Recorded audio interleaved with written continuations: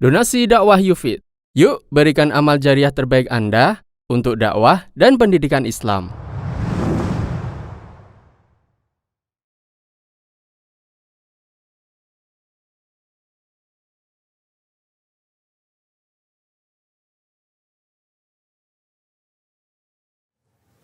Assalamualaikum warahmatullahi wabarakatuh.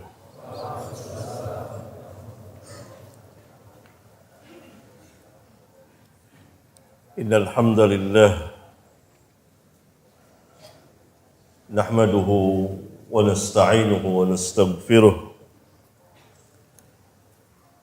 wa na'udzu billahi min shururi anfusina wa min sayyiati a'malina. من يهده الله فلا مضل له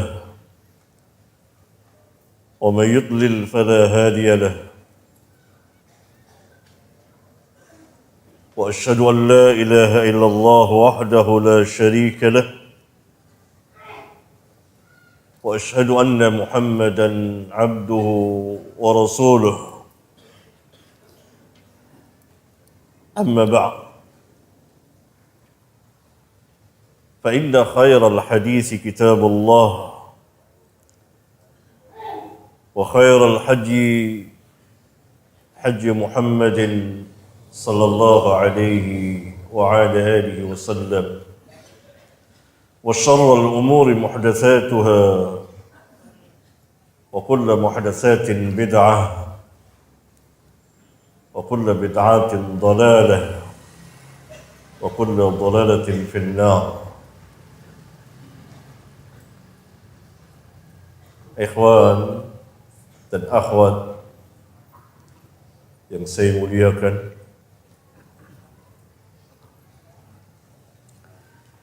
kita berkumpul di masjid, sebaik-baik tempat di permukaan bumi, untuk talabatul ilm, menuntut ilmu, yang merupakan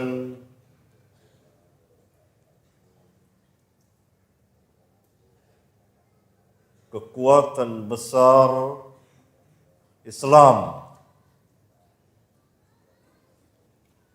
Ilmu adalah kekuatan yang sangat besar di dalam Islam, pada Islam dan kaum muslimin.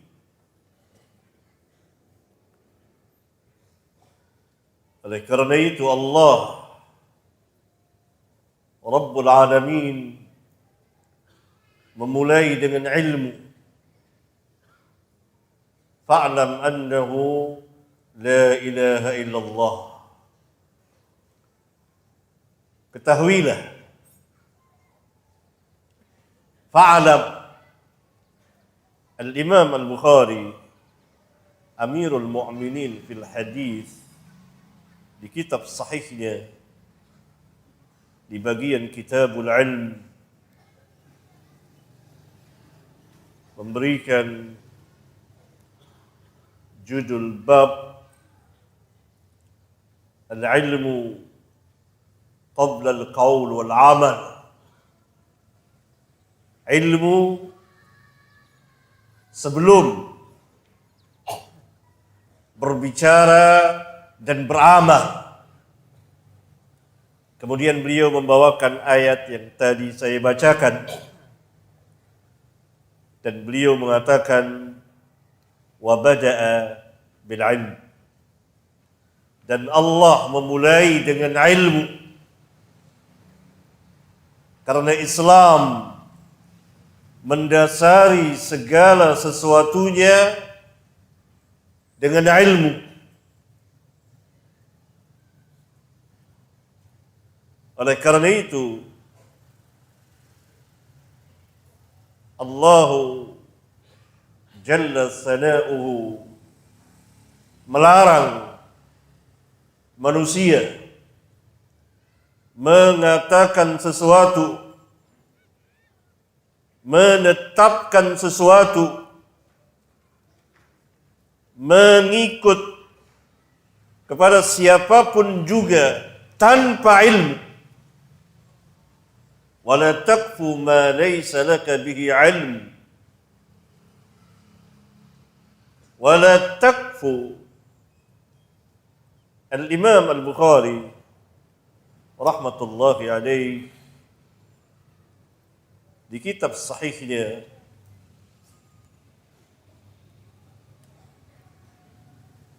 di bagian Kitabul I'tisam bil Kitabi was Sunnati, kalau saya tidak salah ingat, menterjemahkan wala takfu wala takul. Jangan kau mengatakan, mengucapkan sesuatu tanpa ilmu. Sebagian ulama menterjemahkan wala takfu dengan makna ittiba', mengikuti. Yani jangan kamu mengikuti seseorang tanpa ilmu, asal ikut saja. Ini tidak dibenarkan di dalam Islam. Dan ini manhaj ilmiah yang ada dalam Islam, cara beragama secara ilmiah yang ada di dalam Islam. Dan inilah yang telah atau hampir hilang di tengah-tengah kaum muslimin. Cara beragama mereka tanpa ilmu. Mereka mengikuti seseorang tanpa ilmu, tidak mengetahui dasarnya. Padahal Allah Azza wa Jalla mengatakan tadi, wala taqfu wala taqfu. Kalau kita mengikuti terjemahan Bukhari, maka artinya jangan kau mengatakan sesuatu. Kalau kita mengikuti terjemahan sebagian ulama dengan makna ittiba', mengikut. Jangan kamu mengikuti siapapun juga tanpa ilmu. Wala taqfu ma laysa laka bihi ilm. Ayat ini menjelaskan bahwa Islam mendasari segala sesuatunya dengan ilmu. Oleh karena itu Al-Imam Al-Bukhari memberikan judul bab di kitab sahihnya di bagian Kitabul Ilm dengan membawakan ayat fa'lam annahu la ilaha illallah. Ketahuilah sesungguhnya tidak ada satupun ilah, yakni al-ma'bud, yang diibadati dengan benar melainkan Allah. Karena di sana ada al-ma'budat, begitu banyak yang disembah oleh manusia, tetapi semuanya adalah batil, tidak benar.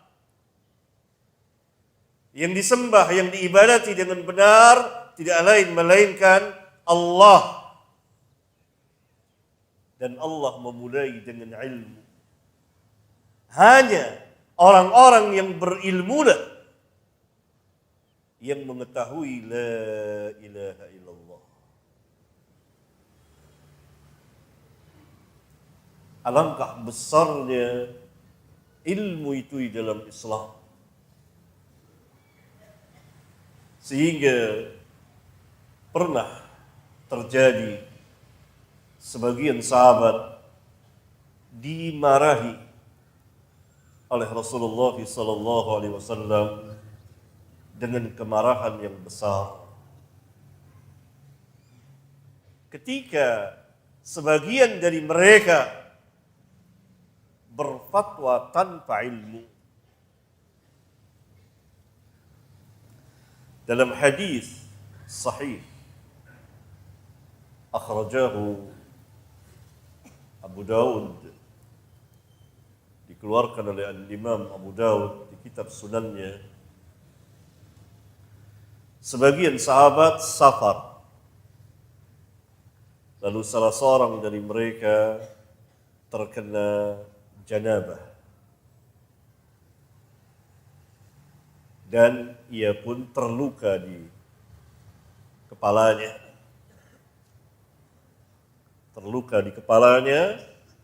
Dan juga berjanabah.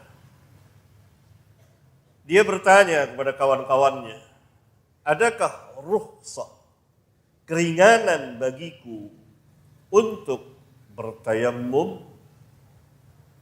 Jawab sebagian, tidak, karena engkau sanggup mandi.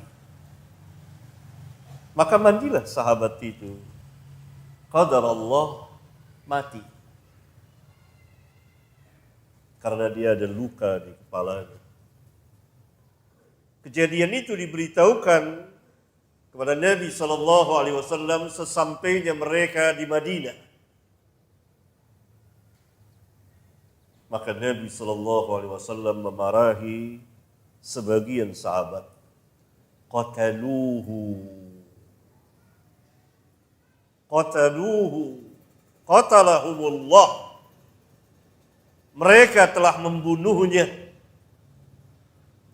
Semoga Allah membunuh mereka. Walaupun kalimat qatalahumullahu tidak secara hakiki beliau mendoakan kebinasaan untuk sebagian sahabat, tidak. Tapi ini merupakan peringatan keras terhadap mereka yang berfatwa tanpa ilmu, yang berakibat matinya seseorang. Nabi SAW mengatakan qataluhu. Mereka telah membunuhnya, yakni menyebabkan sahabat itu mati karena fatwa tanpa ilmu. Selanjutnya Nabi SAW bersabda kepada mereka, tidakkah mereka mau bertanya ketika mereka tidak tahu? Membenarkan firman Allah, fas'alu ahla dzikri in kuntum la ta'lamun. Tanyalah kepada ahli ilmu jika memang kamu tidak tahu. Di dalam ayat yang mulia ini, fas'alu ahla dzikri in kuntum la ta'lamun, Allah Subhanahu wa taala mewajibkan dua golongan manusia. Golongan yang pertama, mereka yang tidak tahu, untuk bertanya, belajar kepada ahli ilmu, bukan kepada orang-orang yang tidak memiliki ilmu. Orang-orang yang cukup ilmunya, yang mapan ilmunya. Karena Allah Subhanahu wa taala berfirman, fas'alu ahla dzikr. Fas'alu ahla dzikri. Ahlul dzikri yang secara khusus adalah ahlul kitab, yang mengetahui Taurat dan Injil. Tetapi secara umum, karena ayat Al-Quran bersifat umum, ayat ini. Al-ibratu bi'umumil lafzi la bi khususis sabab. Yang menjadi pegangan, ibrah, pelajaran adalah keumuman lafaz. Oleh karena itu, Al-Imam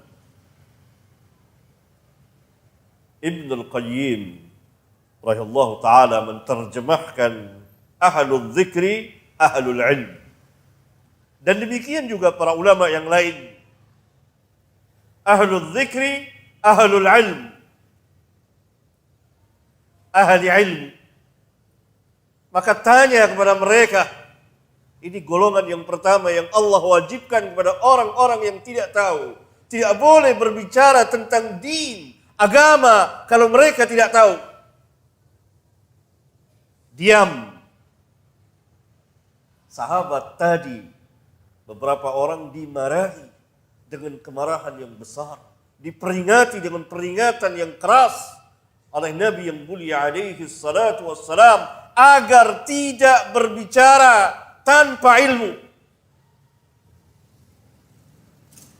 Yang berakibat matinya seseorang. Demikian para sahabat diajarkan oleh Nabi sallallahu alaihi wasallam. Padahal mereka, Allah katakan dalam Al-Quran, utul ilm. Para sahabat itu utul ilm, orang-orang yang diberi ilmu. Karena mereka ditarbiyah, dididik, diajari oleh Nabi yang mulia alaihi salam. Dan ditasbiyah, dibersihkan kekotoran yang ada pada mereka. Sehingga tampillah mereka di permukaan bumi menjadi khairun nas, sebaik-baik manusia. Dan mereka adalah orang-orang yang berilmu. Nabi SAW tidak akan pernah diam kalau ada kesalahan atau sahabat yang salah di hadapannya. Pasti beliau akan menegurnya. Oleh karena itu, hadis terdiri dari perkataan dan perbuatan dan takrir beliau, takrir persetujuan. Kalau sahabat berbuat sesuatu, mengatakan sesuatu, Nabi SAW diam, berarti Nabi menyetujuinya. Karena sifat Nabi yang mulia. Perhatikan ikhwan, sifat Nabi yang mulia alaihi salatu wassalam tidak akan pernah diam apabila beliau melihat, mendengar pelanggaran terjadi. Pasti beliau akan memberitahukannya, menegurnya. Kalau beliau diam, tidak memberikan komentar, tidak berkata sesuatu, berarti beliau setuju.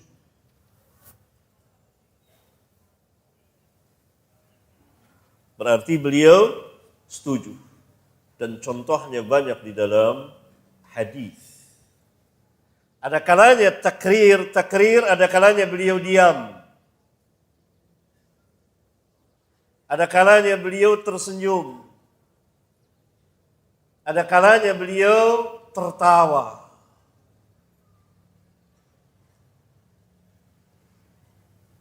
Seorang sahabat dalam hadis sahih yang dikeluarkan oleh Imam Abu Daud di kitab sunannya di antaranya, selesai berjamaah bersama Rasulullah SAW, salat subuh berjamaah. Selesai salat subuh berjamaah, sahabat ini salat 2 rakaat.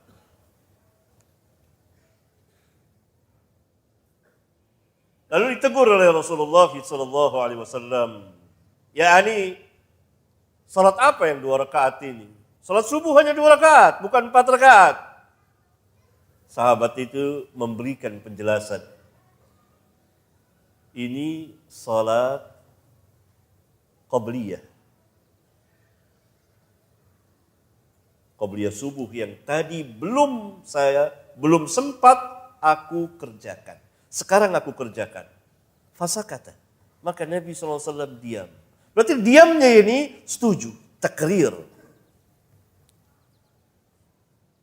Bahwa apabila seseorang terlambat datang. Atau salat telah ditegakkan. Atau qomat telah dikumandangkan. Atau waktu tinggal sedikit lagi. Tidak memungkinkan bagi dia untuk salat 2 rakaat. Qabliyah subuh. Maka dia ikut berjamaah, selesai salat subuh, maka dia salat 2 rakaat. Seperti sahabat tadi. Ini takrir diam Nabi SAW. Contoh seperti ini banyak, ini salah satunya. Contoh tersenyum. Dalam hadis yang dikeluarkan oleh Imam Muslim di kitab sahihnya, para sahabat Nabi SAW apabila selesai salat subuh, beliau diam di tempatnya menunggu sampai matahari meninggi. Para sahabat ada bersama beliau. Dan berbicara mengenai masa lalu, masa jahiliyah. Yang mereka berada di dalam kejahilan. Kadang-kadang ada cerita lucu, maka mereka tertawa. Dan Nabi SAW tersenyum. Berarti Nabi SAW membenarkannya. Beliau tersenyum, lebih dari diam. Contoh tertawa. Beliau tertawa. Banyak sekali hadisnya. Di antaranya yang berkaitan dengan kisah sahabat yang mati karena mandi, dia janabah, ada luka di kepalanya, yang seharusnya ada rukhsah untuk tayammum, diberikan fatwa untuk mandi, dia mandi lalu mati. Kita lihat sebagian sahabat cerdas dan berilmu dalam bab ini. Itu Amr bin As. Dalam hadis sahih yang dikeluarkan oleh Imam Abu Dawud, di antaranya Amr bin As radhiyallahu taala anhu diutus oleh Rasulullah SAW dalam sebuah peperangan besar, Zatus Salasil kalau saya tidak salah. Yang dia sebagai amirnya, panglimanya. Di bawahnya adalah kibar para pembesar, para sahabat. Menunjukkan bahwa Nabi SAW menempatkan seseorang pada tempatnya. Sesuai dengan keahliannya. Dalam hal ini, Amr bin As ahlinya. Dinisbahkan dengan sahabat lain. Padahal ada Umar, ada Abu Bakar, dan lain-lain. Dia menjadi amirnya. Dalam sebuah peperangan besar. Nah, pada satu hari dia janabah. Lalu dia tayammum. Tidak mandi. Tayammum. Dia salat dengan para sahabat. Sekembali ke Madinah, dikabarkan, diberitahukan oleh para sahabat bahwa Amr bin As dalam perjalanan dia pernah janabah, dia tidak mandi dan dia mencukupi tayammum. Waktu itu udara sangat dingin. Lalu Nabi SAW menegurnya, bertanya, "Hai Amr, kenapa engkau salat mengimami sahabat-sahabatmu dalam keadaan janabah?"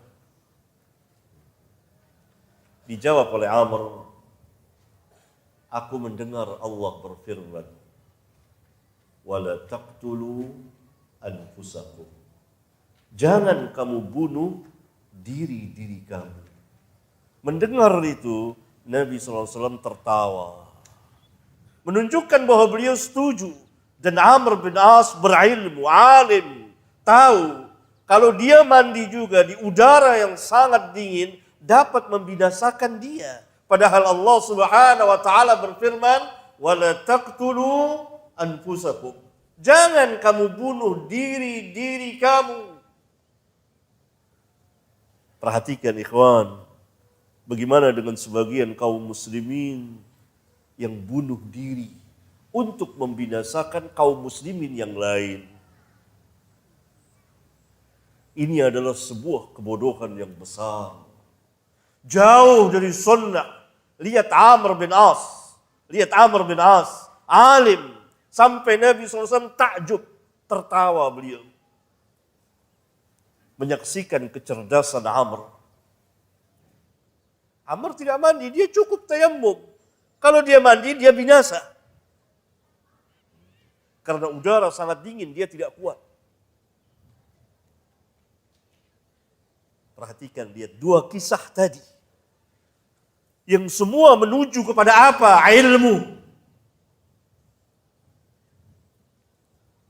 Ilmu.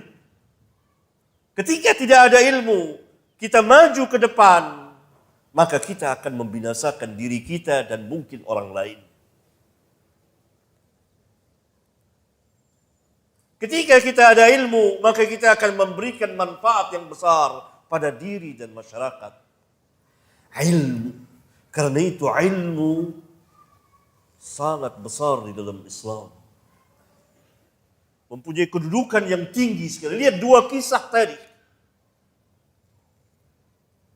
Kisah seorang sahabat yang berjanabah, yang terluka di kepalanya dan dia janabah. Dan dia minta agar ada keringanan, tidak bagi saya, tidak ada, kata sebagian. Engkau masih sanggup mandi, mati. Nabi SAW katakan, qataluhu, mereka telah membunuh dia. Sahabat loh, ini sahabat. Para sahabat, bagaimana dengan kita? Berapa banyak orang binasa disebabkan fatwa-fatwa itu. Tertumpah darah begitu banyak karena fatwa tanpa ilmu. Ini nuntut ilmu itu penting sekali dalam Islam. Talabatul ilm, dan itu kekuatan besar bagi Islam. Kalau sahabat saya sudah dikatakan oleh Rasulullah qataluhu, bagaimana dengan kita? Allahu Akbar.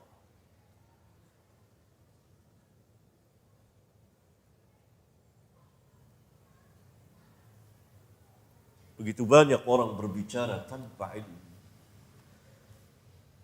Sebaliknya Amr bin As membuat takjub Rasulullah SAW.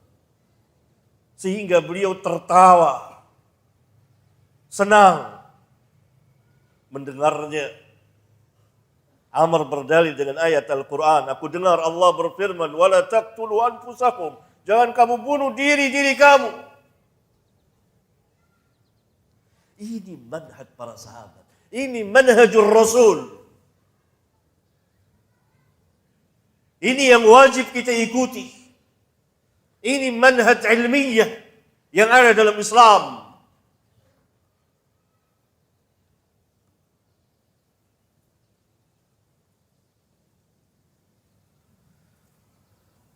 Karena ilmu dalam Islam adalah pengetahuan tentang kebenaran berdasarkan dalil. Itu ilmu. Hakikat ilmu dalam Islam, ma'rifatul haq bidalilihi. Pengetahuan tentang dalil, pengetahuan tentang kebenaran berdasarkan dalil. Wa amma biduni dalil فإنما هو تقليد. Adapun tanpa dalil maka itu taklid. Demikian Al-Imam Ibn Al-Qayyim memberikan definisi, ta'rif, pengertian tentang ilmu di kitabnya I'lamul Muwaqqi'in Ar-Rabbil Alamin. I'lamul Muwaqqi'in an Rabbil Alamin. Beliau mengatakan, dan ini beliau sampaikan dalam rangka menjelaskan ijma' para ulama. Sebagaimana dinukil, diterangkan oleh Al-Imam Ibn Abdul Bar di kitab Jami'nya. Bahwa ilmu adalah ma'rifatul haq, pengetahuan tentang kebenaran. Kebenaran dari siapa? Dari Allah. Sahih.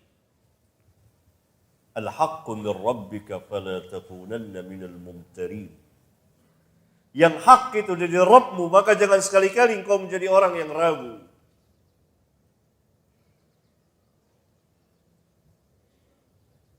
Pengetahuan tentang kebenaran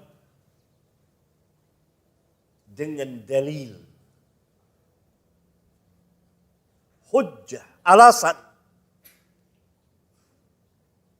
ada pembuktian ilmiah.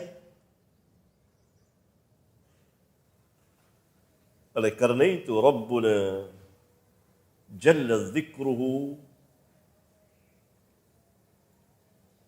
menantang kaum musyrikin yang mendustakan Rasulullah SAW. Mana burhannya? Buktinya mana? Demikian juga orang-orang Yahudi yang mengaku, yang mengatakan bahwa mereka adalah ahlul jannah. Yang lain tidak. Nasara pun mengatakan bahwa mereka ahlul jannah, yang lain tidak. Mana burhannya? Qul hatu burhanakum in kuntum shadiqin. Katakan wahai Muhammad, mana burhan? Burhan adalah dalil. Jika memang kamu benar.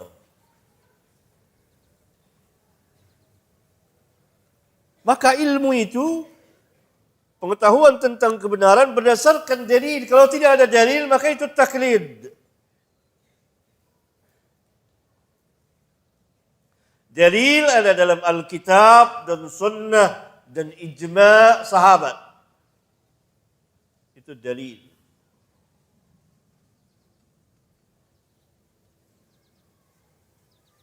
Maka para ulama ijma' dalam bab ini. Al-ilmu ma'rifatul haq bidalilihi. Ilmu itu adalah kebenaran, pengetahuan tentang kebenaran berdasarkan dalil, hujjah, alasan.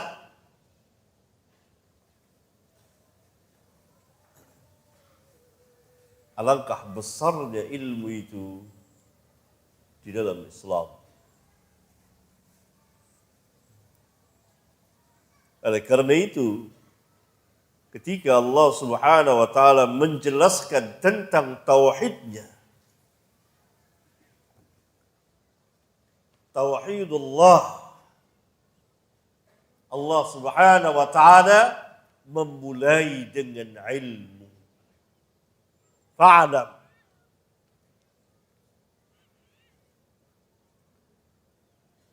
Karena kalau tanpa ilmu, maka orang tidak akan tahu la ilaha illallah. Oleh karena itu asas Islam, bahkan asas dakwah dua. Yang pertama, wa'budullah. Sembahlah Allah. Yang kedua, wajtanibut taghut. Jauhi taghut. Segala yang disembah selain Allah. Terkumpul dalam firman Allah, وَلَقَدْ بَعَثْنَا فِي كُلِّ أُمَّةٍ رَسُولًا أَنِ اعْبُدُوا اللَّهَ وَاجْتَنِبُوا الطَّاغُوتَ. Sesungguhnya kami telah mengutus kepada setiap umat seorang rasul, dan kami perintahkan untuk berdakwah, u'budullaha. Sembahlah Allah, beribadahlah kepada Allah, dan jauhi segala sesembahan selain dari Allah. Yang pertama, babnya adalah bab tauhid. Ini asas Islam dan asas dakwah. Tidak ada Islam kalau tidak ada tauhid. Tidak ada dakwah tanpa tauhid, asasnya terlebih dahulu. Bukan berarti tidak ada yang lainnya. Tapi yang pertama, tauhid. Yang masuk dalam bab pertama ini adalah al-aqidah as-sahihah. Akidah yang sahih. Akidah yang sahihah. Yang masuk dalam bab ini adalah menjelaskan manhaj yang hak. Ini bab pertama. U'budullaha, asas pertama. Pembicaraannya meliputi tauhid, al-iman, al-aqaid, keyakinan ahlus sunnah, keyakinan yang ada dalam Islam, dan tentang manhaj dan seterusnya yang berkaitan dengan u'budullaha. Ini bab yang pertama. Bagian asas yang pertama. Saya maksudkan asas yang pertama. U'budullaha meliputi pembicaraan mengenai tauhid, tentang al-iman, tentang al-aqidah as-sahihah. Karena itu para ulama menulis tentang permasalahan ini. Dan masuk dalam asas pertama ini penjelasan tentang manhaj yang hak. Manhajnya para sahabat, cara dan sikap beragama. Asas yang kedua, wajtanibut taghut. Yang masuk kepada wajtanibut taghut, pembicaraan yang menjadi lawan bagi tauhid, asyirku billah. Inna syirka la zulmun azim. Masuk juga pembicaraan mengenai keyakinan yang fasid, yang rusak, yang batil. Masuk juga dalam pembicaraan asas yang kedua ini tentang firqah sesat. Nabi yang mulia alaihi salatu wassalam selalu menjelaskan dua asas ini. Tidak keluar dari dua asas ini. Kalau kita tidak bina keislaman kita atas dasar dua asas ini, dua dasar ini, maka keislaman kita akan dipenuhi dengan berbagai macam bid'ah dan syubhat.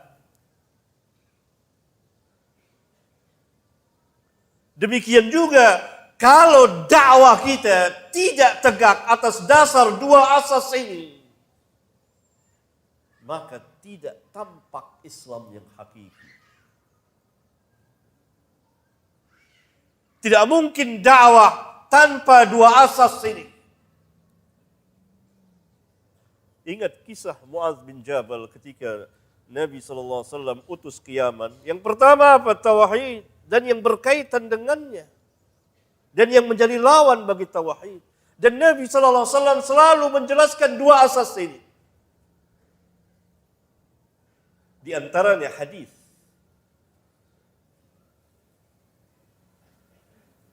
yang dikeluarkan oleh Al-Imam Ahmad rahmatullahi alaih dari jalan an Abdullah bin Mas'ud radhiyallahu anhu qala. Dari Abdullah bin Mas'ud radhiyallahu anhu dia berkata, khatta lana Rasulullah sallallahu alaihi wasallam khattan bi yadihi. Thumma qala, hadha sabilullah mustaqiman. Thumma khatta khututan an yaminihi wa an shimalihi.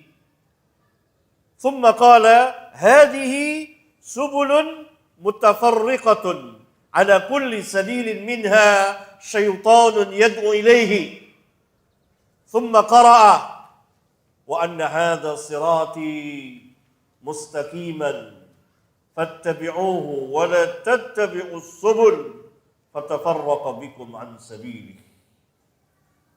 Perhatikan ikhwan, hadis yang sangat besar sekali. Menjelaskan dua asas tadi. Kata Abdullah bin Mas'ud radhiyallahu taala anhu, Rasulullah sallallahu alaihi wasallam membuat garis lurus di hadapan kami. Satu garis lurus, satu. Kemudian beliau bersabda, "Hadza sabilullah mustaqiman." Ini jalan Allah yang lurus, Islam. Jadi Islam yang aku bawa. Ini dia. Siratal mustaqim.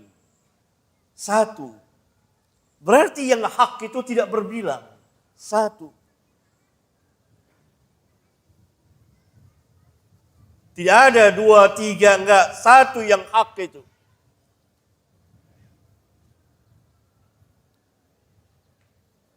Rasulullah SAW mengajarkan kepada para sahabat. Ini manhajku. Ikutilah manhajku ini. Ini jalan yang lurus, tidak bengkok. Dan ini jalan Allah. Siapa yang akan selamat menuju sini?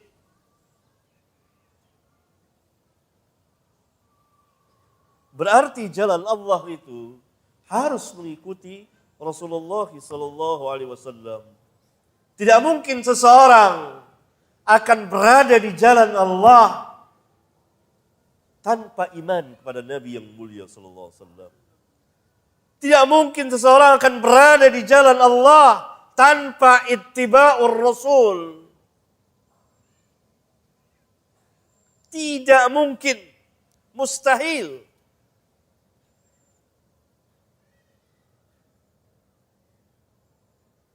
Karena itu Allah Subhanahu wa taala berfirman, "May yuti'ur rasul faqad ata Allah." Barang siapa yang mentaati Rasul, maka sesungguhnya dia telah mentaati Allah. Kalau tidak mentaati Rasul, berarti tidak mentaati Allah. Kalau tidak mengikuti jalan Rasul, tidak mengikuti manhajur Rasul, maka tidak mungkin seseorang akan berada di jalan Allah. Kalau tidak mengikuti sunnah Rasulullah SAW, tidak mungkin, mustahil seseorang akan berada di jalan Allah. Semuanya itulah bohong dan omong kosong dan amal tertolak. Beliau SAW pernah bersabda dalam hadis sahih riwayat Imam Muslim, "Man 'amila 'amalan laisa 'alaihi amruna fahuwa raddun." Barang siapa yang mengerjakan sesuatu amal yang tidak ada keterangannya dari kami, yakni dalam agama kami ini, maka tertolaklah ia. Bagaimana mungkin seseorang mengambil jalan yang selain jalan Rasul, membuat tata cara sendiri, tata cara peribadatan, tata cara suluk perjalanan menuju kepada Allah, tapi tidak melalui Rasulullah sallallahu alaihi wasallam? Tidak mungkin, mustahil. Qul in kuntum tuhibbunallah fattabi'uni yuhibbukumullah yaghfir lakum dhunubakum. Qul katakan ya Muhammad, in kuntum tuhibbunallah, jika memang benar-benar kamu mencintai Allah, fattabi'uni, ikutilah, ittiba'lah kepadaku itu. Ini jalan Allah. Kata Rasulullah SAW, "Hadza sabilullah mustaqiman." Yang aku diperintah untuk menjelaskannya. Ini langsung Rasulullah SAW mentarbiyah para sahabat. Dan para sahabatlah orang-orang yang alim tentang perjalanan Rasulullah SAW. Kemudian beliau membuat beberapa garis. Ke sebelah kanan, ke sebelah kiri, garis-garis. Banyak jumlahnya, turuk, jalan-jalan yang begitu banyak, garis, kanan, kiri. Hadihi subulun, kata Nabi SAW. Perhatikan ikhwan, hadihi subulun, ini jalan-jalan, bukan satu. Tadi sabil, satu, ini subulun. Tidak cukup sampai di situ. Yang kedua Nabi katakan mutafarriqatun, bercerai-berai, beragam, berfirqah-firqah. Satu dan yang lain saling melaknat, saling mengkafirkan, saling menyalahkan. Oleh karena itu manhaj yang hak tidak mungkin akan ittirab, goncang. Manhaj yang batil, maka dia akan terjadi kegoncangan, akan berfirqah juga. Berfirqah-firqah. Berkelompok-kelompok, saling laknat satu dengan yang lainnya. Hadhihi subulun mutafarriqatun. Itu yang kedua. Yang ketiga, ala kulli sabilin minha syaitanun yad'u ilaihi. Pada setiap jalannya ada syaitan yang mengajak ke arahnya. Maka selain dari manhajur Rasul, jalan Allah, maka itu jalan-jalan syayatin, jalan-jalan para syaitan. Kemudian beliau terakhir membawakan ayat Al-Quran dalam surat Al-An'am. Wa anna hadha sirati mustaqiman fattabi'uhu. Dan sesungguhnya inilah jalanku yang lurus, ikutilah ia. Berarti beliau langsung menafsirkan ayat yang mulia ini. Wala tattabi'us subul. Jangan kamu mengikuti jalan-jalan yang beragam, yang begitu banyak. Jalan-jalan, kata Allah. Wala tattabi'us subul. Akibatnya apa? Fatafarraqa bikum an sabil. Niscaya kamu akan bercerai, berpisah dari jalan Allah tabaraka wa ta'ala. Hadis yang mulia ini, hadis yang isnadnya hasan dan hadisnya sahih karena ada penguatnya, syawahidnya dari beberapa sahabat yang lain, yakni sahih li ghairihi, memberikan penjelasan kepada kita antara manhaj yang hak dan manhaj yang batil. Memberikan keterangan kepada kita dua asas tadi. U'budullaha wajtanibut tagut. Ini asas Islam dan asas dakwah. Hadis yang mulia tadi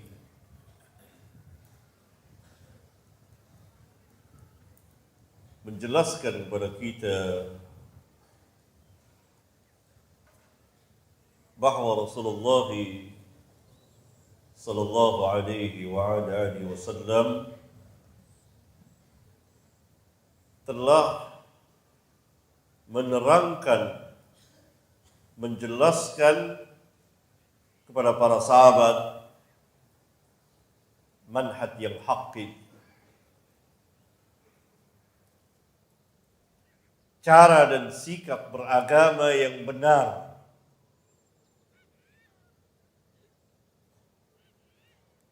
Dan manhaj yang batil, yang sesat, yang berada di jalan syaitan.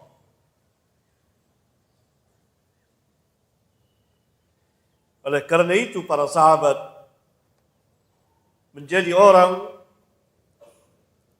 manusia atau generasi yang paling paham tentang sikap dan cara beragama yang benar. Allah Subhanahu wa taala meridhai mereka dan meridhai orang-orang yang mengikuti mereka, al-muhajirin wal ansar.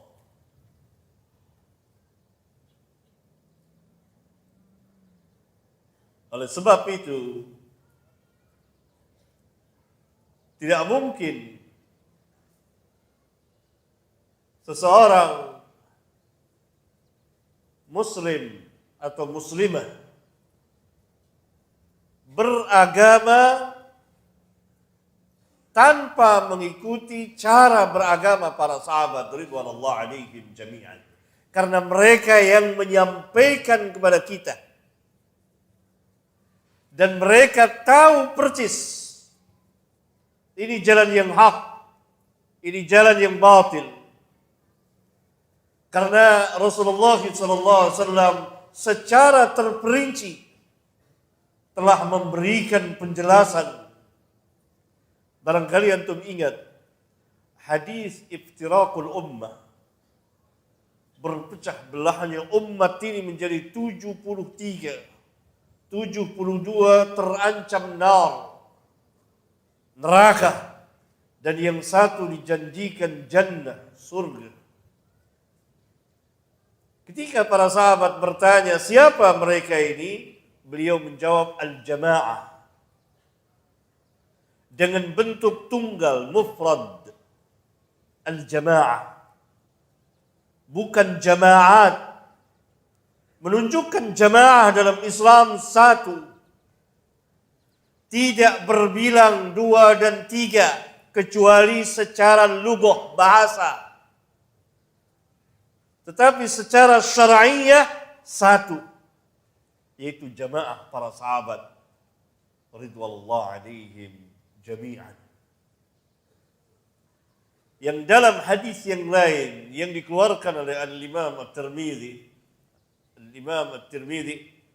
dan Al-Imam Hakim di kitabnya Al-Mustadrak, dan Al-Imam At-Tirmidzi setelah meriwayatkan hadis ini mengatakan bahwa hadis ini mufassar, ditafsirkan, yakni menafsirkan hadis yang sebelumnya. Hadisnya adalah ketika ditanya ma'ana alaihi al-yawm wa ashabi, yang aku bersama para sahabatku pada hari ini berada di jalan tersebut. Al-Imam At-Tirmidzi mengatakan ini hadis sebagai tafsir, yang memberikan tafsir penjelasan dari lafaz jamaah,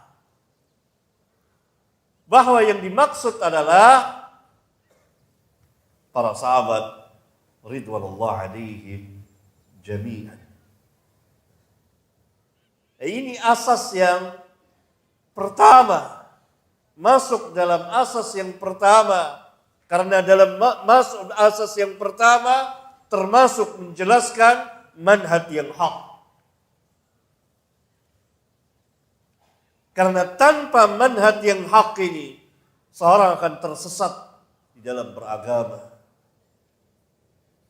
Walaupun dia mengatasnamakan Islam, dia mengatasnamakan Al-Quran, dia mengatasnamakan As-Sunnah, tanpa manhaj para sahabat, maka ia akan tersesat di dalam beragama. Karena Nabi SAW ketika ditanya siapa golongan yang selamat, beliau menjawab al-jamaah, yang dimaksud sahabat. Dan di dalam hadis yang tadi kita bahas, hadis Abdullah bin Mas'ud radhiyallahu taala anhu, beliau menjelaskan ini jalan yang lurus. Yang dimaksud adalah beliau bersama para sahabat beliau itu berada di jalan Allah.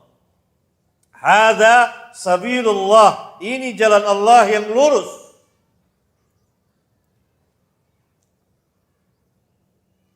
Yang satu. Sedangkan yang lain jalan-jalan yang banyak, yang Allah Subhanahu wa taala katakan wala tattabi'us subul, jangan kamu mengikuti jalan-jalan yang begitu banyak. Sebagian tabi'in, di antaranya Mujahid, menafsirkan as-subul adalah al-bida' wa syubuhat. Berbagai macam bid'ah dan kerancuan syubhat-syubhat di dalam beragama. Barangkali ini yang bisa saya sampaikan, dan selanjutnya pada soal jawab saya akan menjawab beberapa Pertanyaan? Pertanyaan jangan panjang-panjang ya.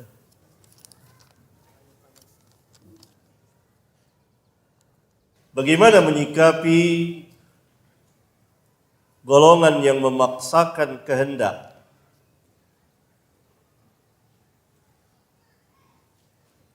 bahwa kita harus bersatu sekalipun berbeda?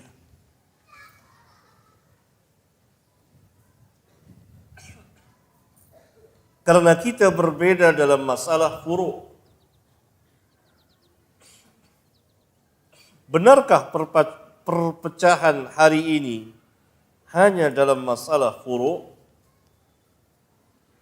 Jawabnya tidak benar. Yang membuat umat ini berpecah belah adalah dalam masalah manhaj dan akidah, yang kemudian menjalar, membawa kepada berbagai macam permasalahan. Para sahabat ridwanullah alaihim jami'an berbeda antara satu dengan yang lain dalam bab ijtihad, tetapi tidak pernah berbeda dalam masalah manhaj dan usul dasar-dasar akidah. Tidak ada yang satu mengatakan Allah fis sama, yang satu mengatakan Allah fi kulli makan. Allah di mana-mana.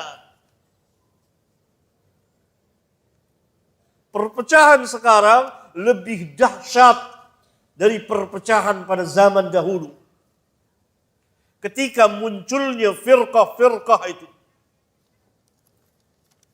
Dahulu dengan jelas dapat dipisahkan antara ahlus sunnah dengan ahlul bidah, dengan firqah-firqah sesat. Ini Jahmiyah. Jahmiyah pasti mengatakan Allah di segala tempat. Jahmiyah pasti mengatakan Allah tidak di atas, tidak di bawah, tidak di kanan, tidak di kiri. Berarti ada apa tidak Allah itu? Enggak ada. Berarti Jahmiyah meniadakan Allah jalla dzikruhu. Sekarang orang yang mengatakan Allah tidak di atas, tidak di bawah, tidak di kanan, tidak di kiri, mengaku Jahmiyah atau Ahlus Sunnah? Mengaku dirinya Ahlus Sunnah atau Jahmiyah? Ahlus Sunnah.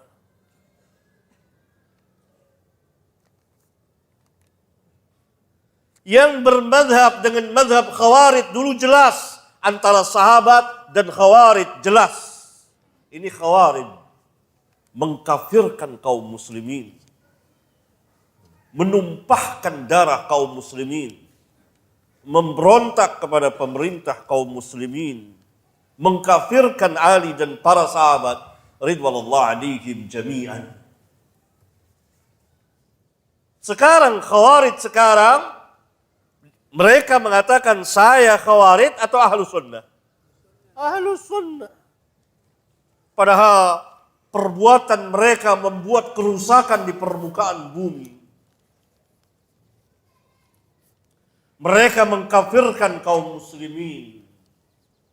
Semuanya mengaku Ahlus Sunnah.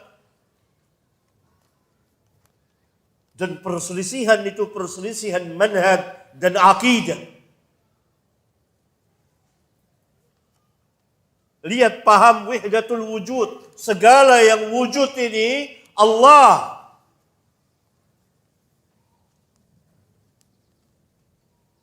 Lihat paham Islam Nusantara. Ini furu' atau usul. Bahkan ini asas yang besar Islam.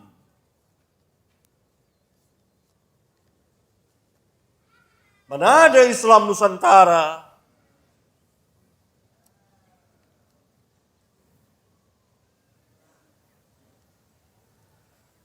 Perkataan ini jelas salah. Tidak mengerti. Keliru.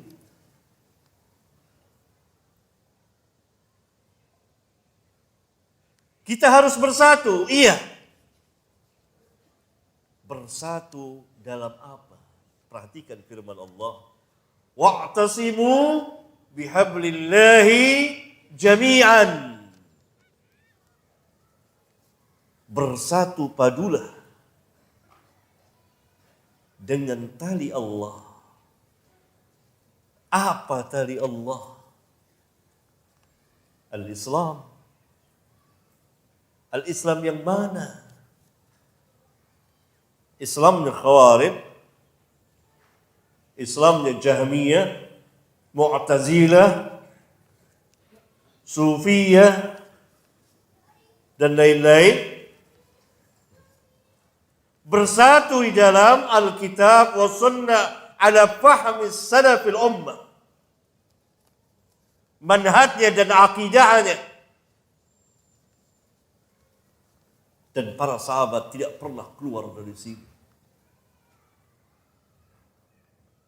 Semuanya mengikuti manhajur Rasul. Pernah para sahabat membuat bid'ah? Tidak pernah.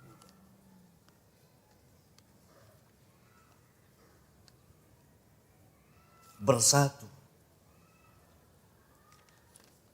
dalam manhaj dan usul akidah. Saya kira perkataan ini dari orang yang belum tahu banyak tentang Islam. Pengetahuannya masih sangat sedikit tentang Islam. Islam itu besar sekali.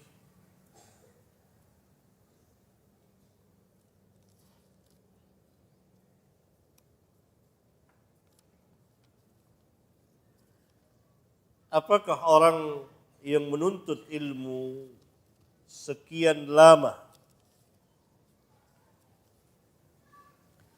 harus menjadi ustadz? Harus atau tidak?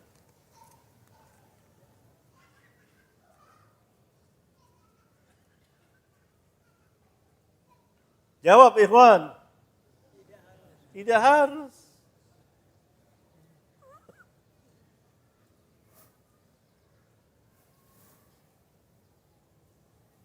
Apakah dia mentazkiyah diri dia sendiri, saya ustadz, atau ditazkiyah oleh orang lain yang ahlinya?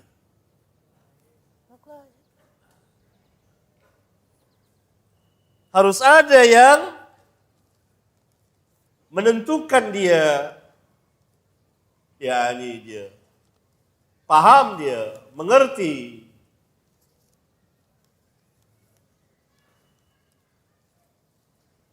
Yakni ditazkiyah. Oleh karena itu di dalam Islam, orang yang berilmu tidak dikatakan dia berilmu sampai disaksikan keilmuannya oleh ahli ilmu.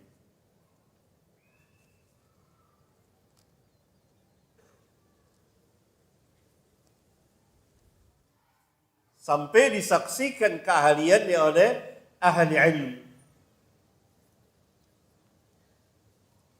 Para sahabat ridwanullah alaihim jami'an yang menentukan para sahabat ahli ilmu Allah dan Rasulnya.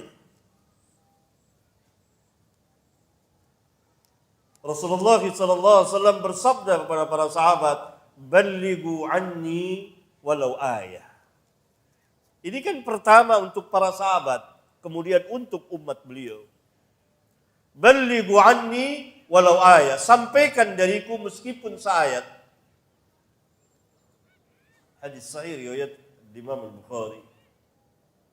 Dalam hadis yang lain pada Hajjatul Wada, Rasulullah SAW pernah bersabda, "Liyuballighi syahidu minkumul ghaib." Hendaklah orang yang hadir di antara kamu menyampaikan kepada yang tidak hadir. Ini perintah Rasul. Perintah Rasulullah SAW kepada para sahabat untuk tabligh. menyampaikan dari beliau, dipuji, dita'dil, ditetapkan sebagai da'i.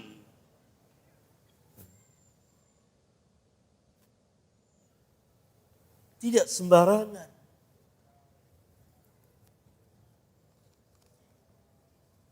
Karena ini pembicaraan mengenai din. Siapa yang menudukkan dirinya sebagai da'i, maka dia harus dilihat, harus dita'dil oleh ahli ilmu, bahwa dia berhak berilmu untuk berdakwah.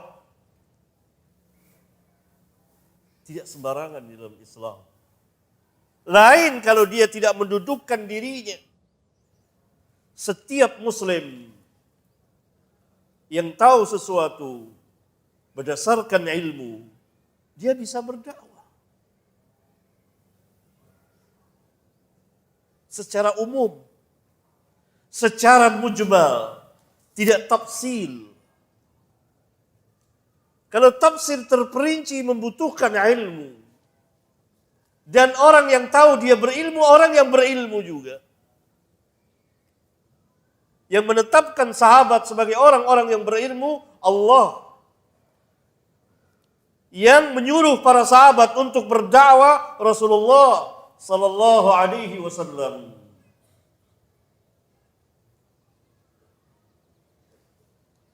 Karena tidak mengikuti kaidah-kaidah tadi, maka terjadi kekacauan di dalam dakwah. Bermunculanlah orang-orang yang tidak berilmu dan tidak disaksikan keilmuannya, lalu menjadi ustaz,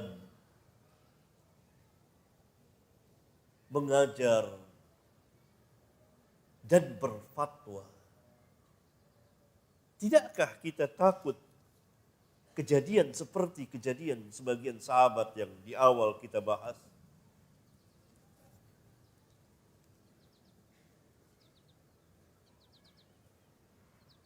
Karena ilmu ini besar sekali dalam Islam.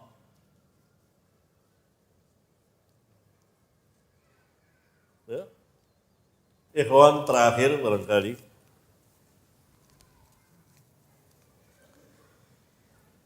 Ada beberapa pertanyaan tentang menyibukkan diri dengan politik yang ada sekarang ini. Bagi penuntut ilmu,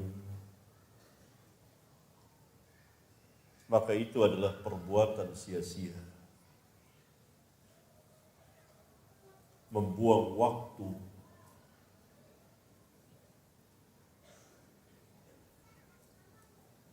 karena yang terpenting bagi mereka adalah memahami qala Allah wa qala Rasul. Qala Allah wa qala Rasulullah sallallahu alaihi wasallam wa qala sahabat. Sibukkan diri dengan itu. Jangan sibukkan diri dengan politik seperti politik. Ada nggak dalam Islam? Ada. Politik apa namanya? Siyasah syar'iyah.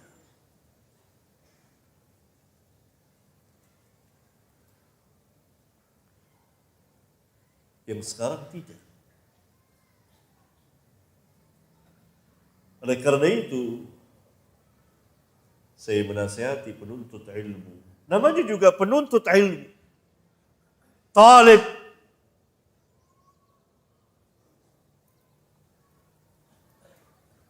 Dia menyibukkan diri dengan ilmu din. Kalau dia menyibukkan diri dengan politik yang seperti ini, maka apa perbedaan dia dengan orang awam? Apa yang membedakan dia dengan orang awam? Sama apa tidak? Sama.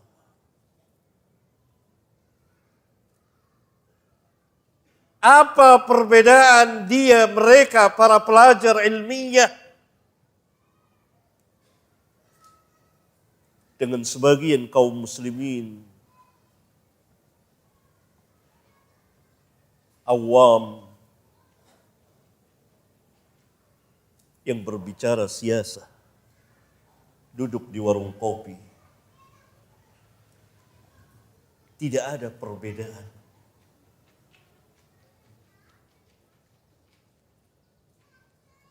Karena apa yang bisa dia perbuat?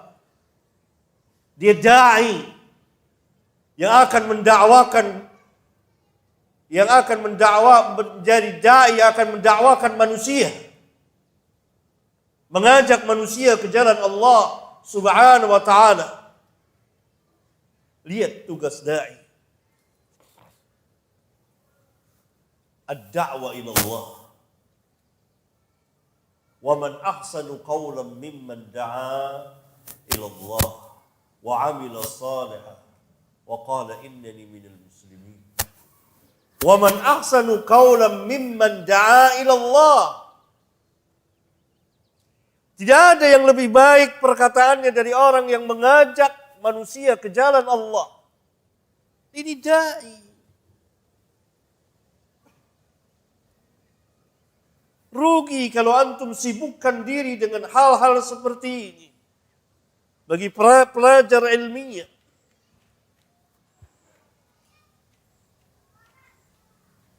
membuang waktu yang sangat berharga.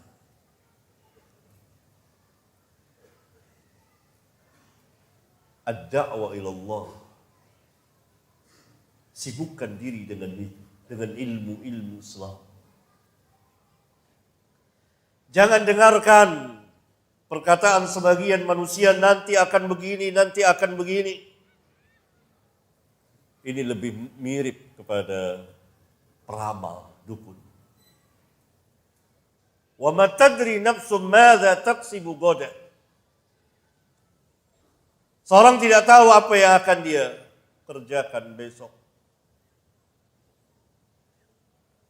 Ini adalah perkataan yang biasa keluar dari orang-orang siasa dari dahulu.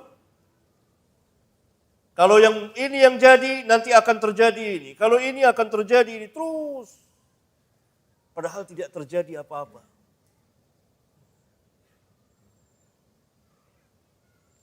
Ini adalah obrolan orang-orang siasa. Antum para pelajar, jangan terbawa kepada manhaj yang seperti ini. Sibukkan diri dengan qala Allah, qala Rasul, qala Allah, qala Rasul untuk kemaslahatan umat.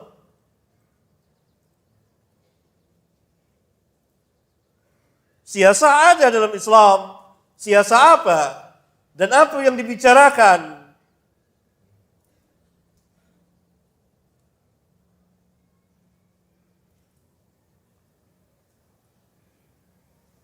Saya melihat sebagian pelajar sibuk dengan permasalahan ini.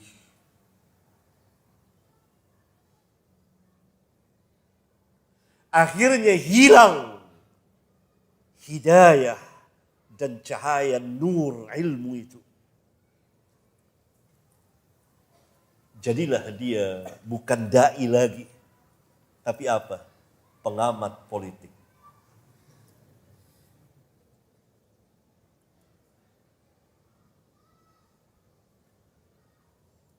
Rugi.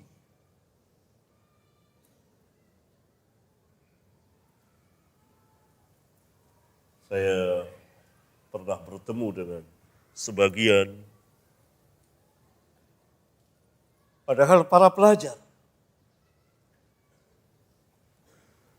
tapi pembicaraannya sama dengan kebanyakan kaum muslimin.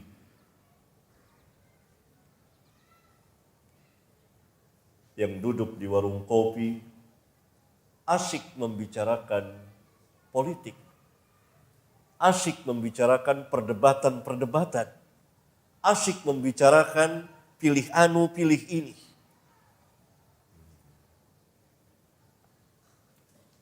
Sampai sedemikian jauh pelajar terjerumusnya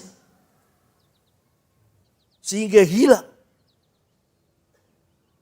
Dan bahaya kalau yang seperti ini malah membawakan ayat-ayat Al-Quran sebagai dalil untuk menguatkannya.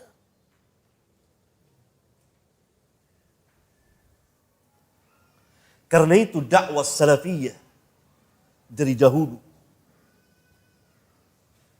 didakwahkan di negeri ini sampai hari ini jalannya lurus. Tidak pernah ikut terjun secara praktis menganjurkan atau memerintah atau melarang ke dalam politik-politik seperti ini.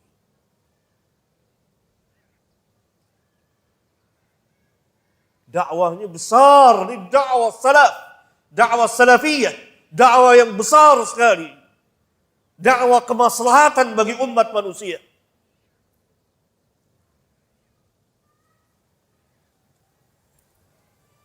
Bukan hal yang seperti ini bukan untuk yang seperti ini para pelajar menyibukkan diri. Namanya juga pelajar talib ilmu, belajar disiplin-disiplin ilmu, belajar tafsir, belajar hadis, belajar usul, untuk menjadi seorang dai yang mengajak manusia ke jalan Allah untuk beribadah kepada Allah.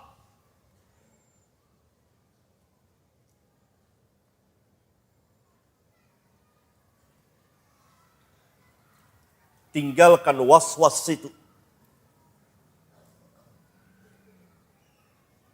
Saya katakan ini karena saya melihat sebagian sibuk. Nanti bacaannya bukan kitab lagi. Apa? Media sosial, lihat perkembangan politik gimana. Ini tahun-tahun politik ini. Ini pelajar.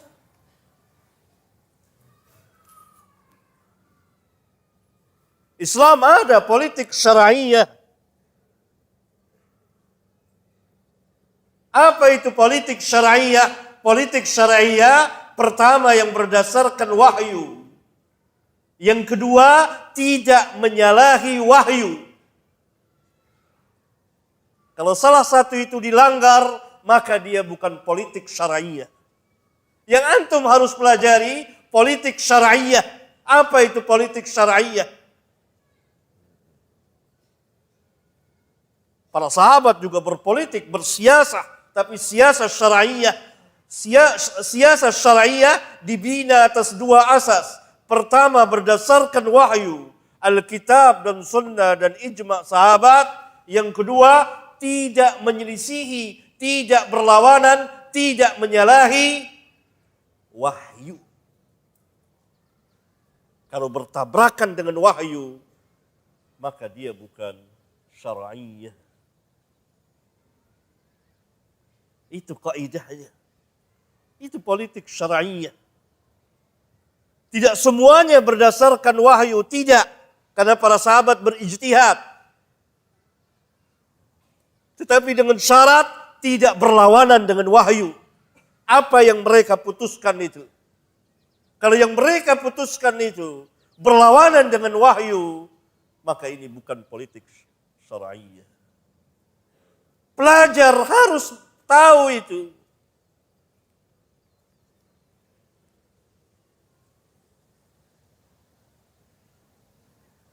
Dia akan jadi dai untuk dakwah. Ud'u ila rabbika bil hikmah wal mau'izatil hasanah wajadilhum billati hiya ahsan. Ud'u ila sabili rabbik. Ajaklah ke jalan Rabbmu, bukan ke jalan hizb. Ajak ke jalan Rabbmu, bukan ke kita. Dai itu tidak mengajak manusia kepada dirinya, kepada kelompoknya, kepada golongannya. Tidak, mengajak ke jalan Allah. Qul hadhihi sabili ad'u ila Allah. Ad'u ila Allah ala basiratin ana wa man ittaba'ani. Bagaimana mungkin antum, kita menyia-nyiakan waktu yang sangat berharga ini, disibukkan dengan hal-hal yang kecil, yang jelas-jelas tidak berdasarkan wahyu, bahkan bertabrakan dengan wahyu.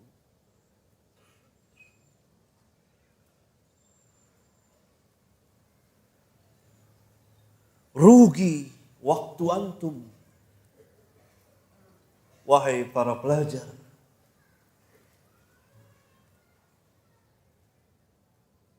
Jangan takut, jangan diwaswaskan oleh syaitan. Nanti akan begini, dari mana dia tahu? Dakwah akan jalan terus insyaallah ta'ala. Barangkali ini ikhwan. Subhanakallahumma wa bihamdika asyhadu an la ilaha illa anta astaghfiruka wa atubu ilaik. Wassalamualaikum warahmatullahi wabarakatuh. Donasi dakwah Yufid. Yuk berikan amal jariah terbaik Anda untuk dakwah dan pendidikan Islam.